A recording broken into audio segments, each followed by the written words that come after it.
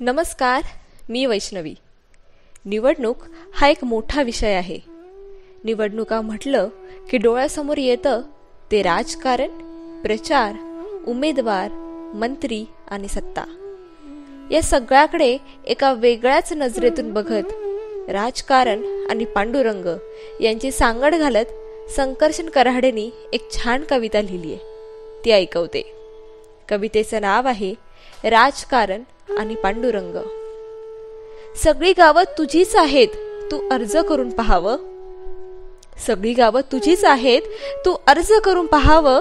मला वाटतं पांडुरंगा, तू यंदा निवडणुकीला उभं राहावं. मग न त्या पावसातल्या सभा आणि प्रचाराचा घाम, न त्या पावसातल्या सभा आणि प्रचाराचा घाम, तुझेच स्टार प्रचारक मग ज्ञानबा तुकाराम.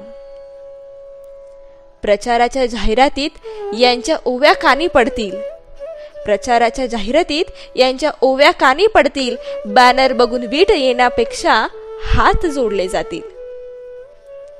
सगळं सुखाचं होईल देवा, विपरीत काही घडणार नाही. सगळं सुखाचं होईल देवा, विपरीत काही घडणार नाही.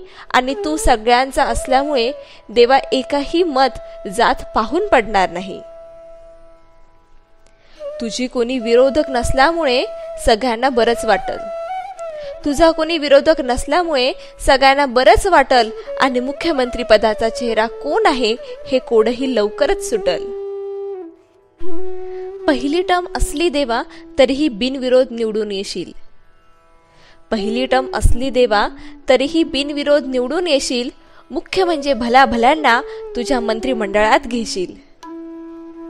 सगळ्यात पहिला मोठा निर्णय पांडुरंगा असा घे. सगळ्यात पहिला मोठा निर्णय पांडुरंगा असा घे. कायद्यासोबत गृह खातं छत्रपती शिवाजी महाराजांना दे. मग काय टाप कुणाची देवा, कोण कायदा हातात घेईल. अरे एका नजरेत अख्खा महाराष्ट्र सुतासारखा सरळ होईल. लाडक्या भावांवरचं समान प्रेम जिचं आदर्श म्हणून पाहावं. लाडक्या भावांवरचं समान प्रेम जिचं आदर्श म्हणून पाहावं. त्या मुक्ताईकडं महिला व बालविकास खातं जावं. आणि साक्षरतेचे विठ्ठला काय दिवस येतील, साक्षरतेचे विठ्ठला काय दिवस येतील. बुद्धीला वैभव मानणाऱ्या आमचे ज्ञानदेव शिक्षक मंत्री होतील. अरे पाणी ज्यांच्या गाथेला तारून स्वतः खाली बुडलं. पाणी ज्यांच्या गाथेला तारून स्वतः खाली बुडलं. जे सदेह आले स्वर्गी आणि तू दार उघडलं. त्या तुकोबांच्या हाती दे पुन्हा हिशोबाच्या वया. त्या तुकोबांच्या हाती दे पुन्हा हिशोबाच्या वया. आणि अर्थमंत्री म्हणून घे त्यांच्या ताबडतोब सया. एकदम झाला आवाज हो, लखलख वीज कडाडली. एकदम झाला आवाज, लखलख वीज कडाडली. विटेवरची माऊली माझ्यावरती चिडली.